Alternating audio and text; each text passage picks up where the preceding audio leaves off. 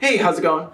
So there's a lot of games out there that we are unable to take advantage of. Unfortunately, we're not able to play a lot of these games due to the company's circumstances or payments or the fact that people want to kill our fun. Why not?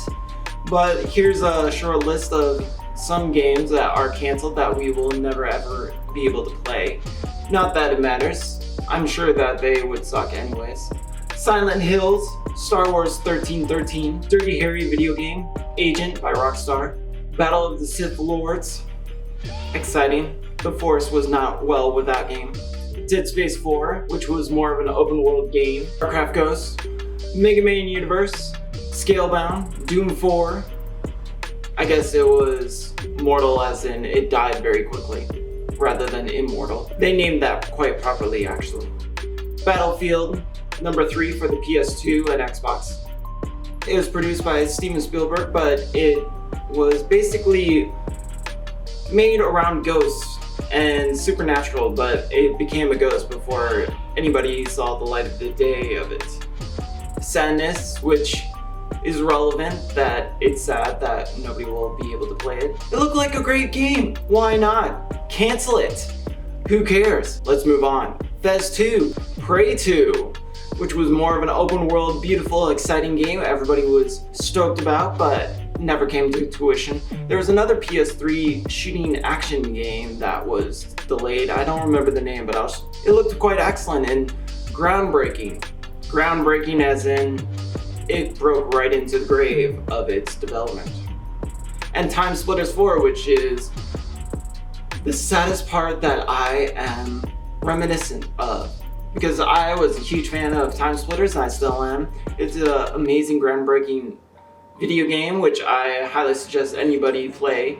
If you have a PS2, break it out and play that game. If you have I believe it was a Nintendo something or rather, it was on there as well, but PS2 version, pristine. They had a lot of cool characters, such as there's a fish person, a robot with a fish capsule head, and it was quite remarkable to say the least. There was also a bunch of random other characters, I think a stick figure or other things that you could play as. You could play as the evil duck as well. It was quite fascinating. Time Splitters 4 would have been an astonishing game, but it's quite alright. We didn't need it. Anyway, here's some other games that we can deep dive into that were not tuition, who we don't need anymore, I suppose.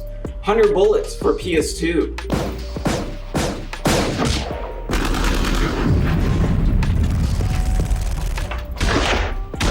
I'm going to read a little bit of 100 Bullets. 100 Bullets, both the writing and artwork of 100 Bullets exemplify, but the writing and artwork for 100 Bullets was a noir pulp genre of modern fiction. Consistent with noir, the characters were deeply flawed. Sort of like Mad Max, or Max Payne, actually. Also in common pulp noir, 100 Bullets portrayed stylized and graphic violence. 100 Bullets also stylized bullet time and violence as well, which was beautiful and remarkable. The core concept of 100 Bullets was based on the question of people willing to act on the desire of violent revenge if given the means of opportunity. Many of the first issues involved the mysterious Agent Graves approaching someone who has been a victim of a terrible wrong. Graves gives the opportunity to take revenge by providing a handgun, 100 bullets, and a documentation about the primarily target responsible for their woes. As the story plays out, many of those who offer the chance of vengeance by the Graves are revealed to have been people wronged by the trust of its agents. The 100 Bullet video game was adapted by the comic book by the same name, which was created by Brian Azzarello. The first console title was developed by Acclaim Studios Austin and published by Acclaim Entertainment. It was planned to be released on PS2, Xbox in October of 2004. It would star two characters, Cole Burns, a character from the comic, Snowfalls, a character was responsible for the art direction. Key gameplay and mechanics revealed include an auto-aim system that rewards players for patience, a rage meter that when full allows players to kill all enemies nearby, and the ability to use enemies' human shields. The game was cancelled following Acclaim's financial problems and closures, which will be reminiscent of many things around the cancelled video games perhaps. It was planned for release on Game Boy Advance, DS, PC, PS3, Xbox 360, PSP, and Wii. D3 did not comment on the project in years. A rumor surfaced when a GameStop insider stated that it would release in 2009, but it was eventually canceled, of course. The Dark Knight game was also an exciting game that was canceled. It was an adaptation of the Dark Knight movie, one of the most fascinating and infamous pieces of game industry lore. It was inspired by Christopher Nolan's movie. It was greenlit by Batman Begins sequel. The Dark Knight, EA would once again publish the adaptation, but this time developed duties that were given to Pandemic Studios, this time best known as the time for Star Wars Battlefront and Mercenaries.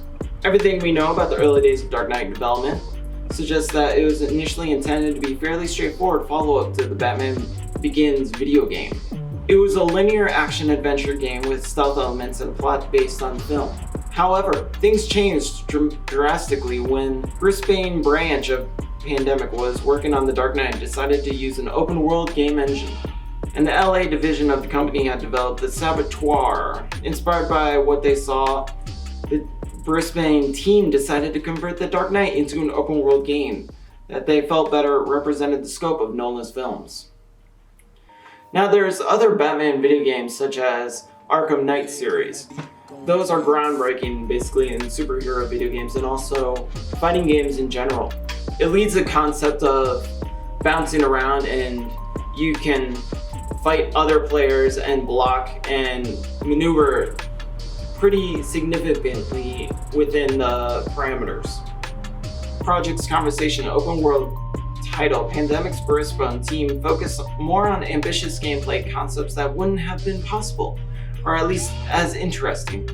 In a linear setting, for instance, the team intended to allow players to navigate Gotham City by foot or grappling hook, and via vehicles that included the Batmobile. These transportation options could be accessed at will and would make it easier for the player to complete the various side quests that the team intended for the population world with. It wasn't just open world innovation that increased the scope of the design efforts. For example, it's been reported that Pandemic intended to emphasize the stealth elements of Batman Begins feature a relatively limited capacity. The idea of an open world emphasized stealth gameplay was something of a rare beast at this time. It all supposed to grander idea of making a game that felt true to the Nolan character of Batman. The biggest problem of The Dark Knight was based on the film. Christopher Nolan was the earliest version of the Dark Knight game had placeholder assets built to run on PS2 technology. Both the outdated technology and the use of temporary assets largely unrelated to the upcoming film was something of a necessary for the team to knew virtually nothing about the movie. During the early days of the development, it's even been reported that some of the early looks that did receive, such as the design of the Joker, would later be changed as the production of the Dark Knight movie evolved. Art and test footage of the project suggests that eventually got a pretty good look of the final film, but that seems to have happened somewhere around the time that the title's technical problems emerged. The biggest burden the Dark Knight film put on the studio through the movie July 2008 release date, just as they had done with Batman Begins, EA was determined to have the Dark Knight game released alongside the film. However, it became increasingly clear that the game's technical issues could not resolve that rapidly approaching the deadline. While it was decided that the team could instead release the game in December, while it was decided that the team could release it a couple months later, The Dark Knight debuted on DVD and Blu-ray. The plan was shockingly derailed when Gary Oldman talked to G4 about what he had seen of the project, seemingly unaware that the game was supposed to be kept a secret. Ullman got everyone asked questions about a title that still plagued the technical problems and unlikely to make extended release window EA tried to do. It is estimated that EA lost about $100 million in revenue by not releasing the Dark Knight video game. There was also a Flash video game where you could become the fastest man in the world. You could zoom in and out of everything. That's basically what you would do in the Flash game. It was initially set across America with the Justice League as supporting characters. There have been a bunch of canceled superhero-based games, the Flash character is set also to appear, but most of the Justice League was supposed to feature part of casting role. This was intended very early in development, with Flash traveled to a certain member's city to assist their missions. Characters such as Batman and Superman were well set to appear before the idea was scrapped. 5 powers were meant to be unlocked. In order to avoid making the Flash too powerful, he would have started without a majority of his skills, and the idea was to gradually introduce new abilities to the mix. That through unlocking these powers, combat abilities like the Flash creating a tornado or making multiple versions of himself would only be available through mission completion. Another game was the Justice League fighting game, where it was sort of like Mortal Kombat type deal. And there was also Mortal Kombat vs. DC, which sort of replaced it in an essence. It was developed by Double Helix Game. It fell through being canceled itself sometime around 2010. Gameplay was described as a third-person brawler. Leaked footage shows the game would have had players take control of Batman, Superman, Green Lantern, the Flash, Wonder Woman, travel across multiple locations in the DC universe, including the Watchtower, War World, Metropolis, and Gotham cities. Players used a combination of basic normal attacks and characters' unique special attacks fighting generic enemies like Manhunter and Shadow Ninja, while building up meter by superpowers. Super attacks in each level would have boss battle against villains like Mongol, Professor Zoom, and Sinister. Marvel Chaos is another one. Marvel Chaos resides in Marvel Universe. The heroes and villains that reside in the Marvel Universe, usually battling it out across the forms of media. The regularly go to war in comics, in the small screen via animated shows, and on the big screen courtesy of the MCU universe. The game was titled Marvel Chaos and was set to be a 3D brawler featuring several superhero characters. The fighter would include... The game was intended for an Xbox 360 exclusive, successfully translate to intensity, excitement, and fiction from characters in fighting games. So 2 fighting games that were canceled so far. Spider-Man Classic, which was a Web of Shadows sequel. It featured Spider-Man and Wolverine teaming up to fight new villains such as Carnage and Mysterio. The game was set to have Spidey fans traveling through some of Spider-Man's most exciting classic villain fighting from the comics. The artist notes that it would have been told in panel by panel, such as the original comic book. It was canceled because Shaba Games, the studio behind Web of Shadows, closed the doors back in 2009, which led to all their current video game products to be terminated, including Spider-Man Classic. It was replaced with 2010 Spider-Man Shadow of Dimensions, which fans considered an indirect sequel to Web of Shadows, which was fascinating. I did not know that. Web of Shadows is one of my favorite games. And of course, Superman Man of Steel. Steel that it did not steal the show and it died.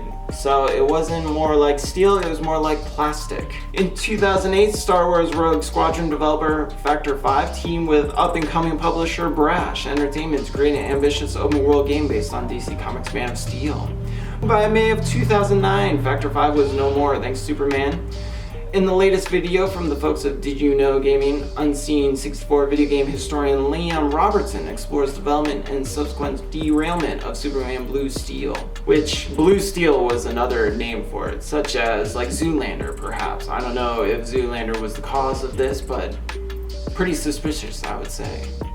It would star villains planned for that movie, Darkseid and Bryonic, with additional villains like Killer Frost and Brimstone.